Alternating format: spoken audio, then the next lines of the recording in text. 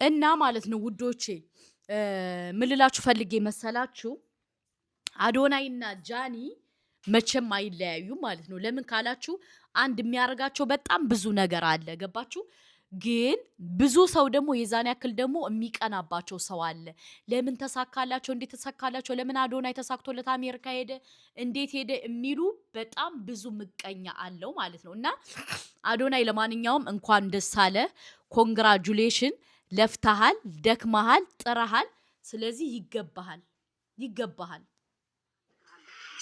አሳይሃለሁ እና በውስጥ ፐብሊክ ላይ ያላወራ ታነሳለህ። እቺን አጀንዳ ካላዘጋው ከኔ ጉቺ አይደለሁም። ላይክ አድርጉ ውዶቼ ማለት ነው። እና ምን ልላችሁ ፈልጌ መሰላችሁ በአዶናይና በጃኒ አዲስ አጀንዳ በቃ ጧ እያለ ነው ማለት ነው። ለምን ጥሏት አሜሪካ ሄደ ነው ይሄ ሁሉ። እንዴት ጥሏት አሜሪካ ይሄዳል? ለምን ሄደ ነው። ለማንኛውም አዶናይ ጥሏት የሄደበት ምክንያት ነግሬያችኋለሁ። ገባችሁ? አሜሪካ መግባት ይችላል። እሷ ደግሞ የላትም። ገባችሁ? ፓስፖርት ስለሌላት ግዴታ ከአዶናይ ጋር መሄድ አትችልም። ያነ ነው። ለማንኛውም አዶናይ ይመችህ። እንኳን ለፍተህ ጥረህ ደክመህ ለዚህ አበቃ። ምክንያቱም አንድ ሰው ለፍቶ ጥሮ ደክሞ እንደዚህ እንትን ሲል ደስ ይላል። ገባችሁ? ለፍቶ ጥሮ ደክሞ እንደዚህ አላማ ላይ ሲወድቅ በጣም ደስ ይላል። እንኳን ደስ አለህ ወንድሜ፣ ይገባሃል። በሁለተኛ ደረጃ ደግሞ በደንብ ለመስራት ሞክር።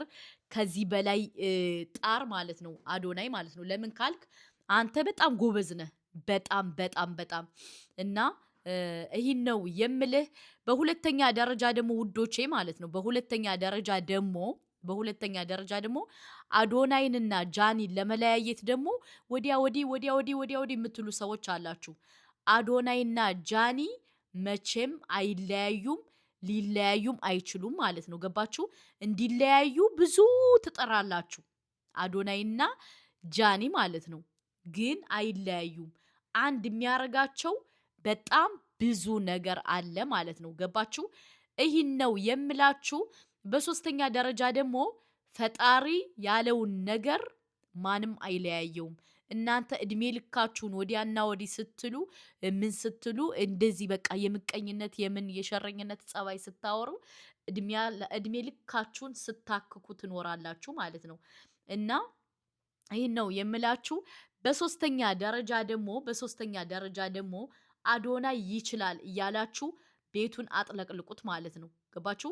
አዶናይ ይችላል፣ አዶናይ ጎበዝ ነው፣ አዶናይ ለልብ ህመምተኞች ነው አሁን ይሄ አሜሪካ የመጣው ማለት ነው።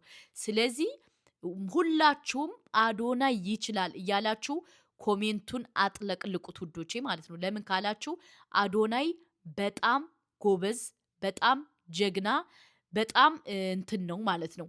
ይገባዋል። ገባችሁ? ስለዚህ እናንተ ምንድነው ማድረግ ያለባችሁ? አዶናይን ሰብስክራይብ፣ ላይክ፣ ሼር እያረጋችሁ የ1 ሚሊዮን ቻሌንጅ ያዙለት። በሶስተኛ ደረጃ ደግሞ ጃኒና አዶናይ መቼም አይለያዩም፣ ሊለያዩም አይችሉም እያላችሁ እንትን በሉ። ምክንያቱም አዶናይ ለመጣል ብዙ ያልተደረገ ሴራ የለም፣ ብዙ ያልተደረገ ስራ የለም። አዶናይ ደግሞ አልወደቀላቸውም ማለት ነው። ገባችሁ? ያን ነገር አሁን በጣም እያበሳጫቸው ነው አንዳንድ ሰዎች እና አዶናይን ለመጣል በዛ ብለው አልቻሉም። ይህን ነው የምላችሁ። በሶስተኛ ደረጃ ደግሞ እንግዲህ ጃኒ የተባለው ነገር ጃኒ እንግዲህ ውዶቼ ማለት ነው እናያለን፣ አንፈርድም። ጃኒ ግን በጣም ጎበዝ ናት። እኔ በጣም ነው ማደንቃት። ገባችሁ? በጣም ማለት ነው። ምክንያቱም ጎበዝ ናት። ተረዳችሁ? በጣም ነው ማደንቃት ማለት ነው። ከዚህ ሁሉ እሰቡ እኛ ስደት ተሰደን ተንከራተን ብዙ ነገር እንትን ብለን ምንም ያላረግነ ጃኒ አገሯ ላይ ቁጭ ብላ ከአገሯ ላይ ከቂያዋ ላይ ሳትወጣ ምን ሳትል እንደ ሰው ሳትሰደድ ምን ሳትል ለራሷ አልፋ ለእናቷ ቤት ገዝታ ያመጣሽ ጀግና ናት። እኛ ስንት ዓመት እስካሁን አላለፈልንም፣ መኪና አልነዳንም። ጃኒ ደግሞ በስንት ነው መኪና እንትን ያለችው። ገባችሁ? እና ጎበዝ ናት። እኔ ጭንቅላቷን ሳላደንቀው አላልፍም ማለት ነው። ስለዚህ ጃኒን የምትሳደቡ ሰዎች ጤነኛ አትመስሉኝም ማለት ነው። ምክንያቱም እሷ በጣም ጎበዝ ጀግና ናት። ገባችሁ? ይህን ነው የምላችሁ። ምን ነው እንደ ጃኒ እኔ ጭንቅላቴን ኢትዮጵያ ላይ እያለሁ ባሰራው። ከምሬ ነው የምነግራችሁ ወላሂ። እና ጃኒ በጣም ጎበዝ ናት። ገባችሁ? ዛሬ የተነሳው በጣም ክርክር አዶናይ ለምን ጃኒን ትቷት አሜሪካ ሄደ የሚለው ነገር በጣም ብዙ ተቃውሞ አንስተዋል። ለምን ካላችሁ ካሁን በፊት እሱ አሜሪካ ሂዶ ነበረ።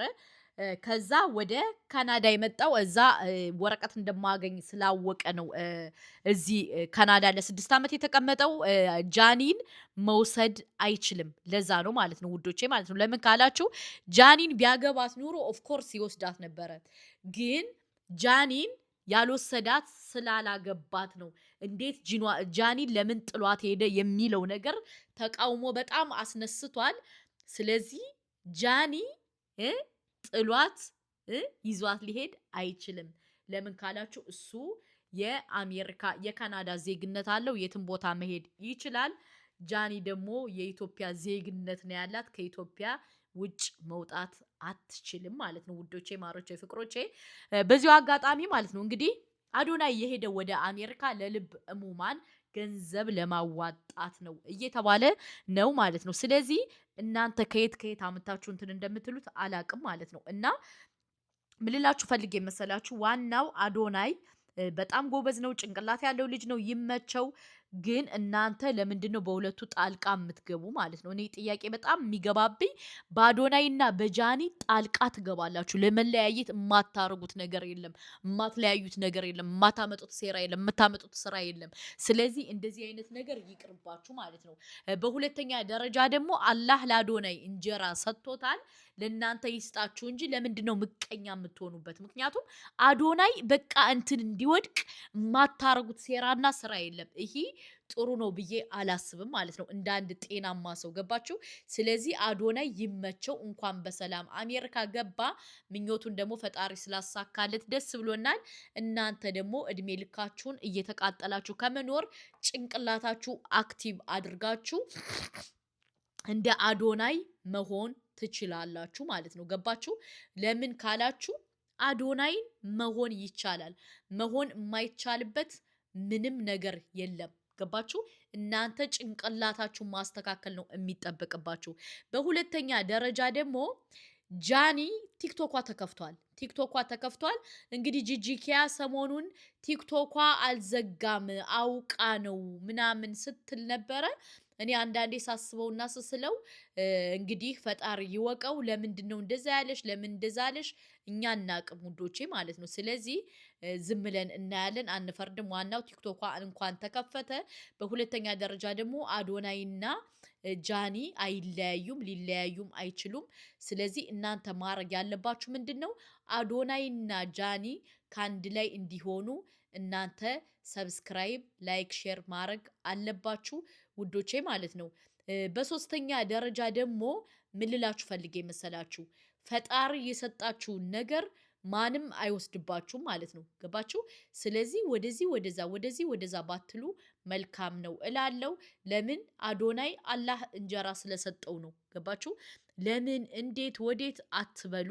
በሁለተኛ ደረጃ ደግሞ እንጀራ የሰጠውን አላህ እንጀራ ስለሰጠው ቢሰራ እናንተ ምን አስጨነቃችሁ? ምን አገባችሁ? ለምንድን ነው በዚህ ደረጃ እከካም የሆናችሁት? እከካም ማለት ነው። ምክንያቱም በዚህ ደረጃ እንዴት አዶናይ ያልፍለታል? እንዴት ጃኒ ያልፍላታል? እንዴት እንደዚህ ይልላታል የምትሉት ነገር አልገባኝም ማለት ነው። አዶናይ ደግሞ ይገባዋል። አላህ ነው የሰጠው። ለምን በጣም ለፍቷል፣ በጣም ጥሯል፣ በጣም ደክሟል።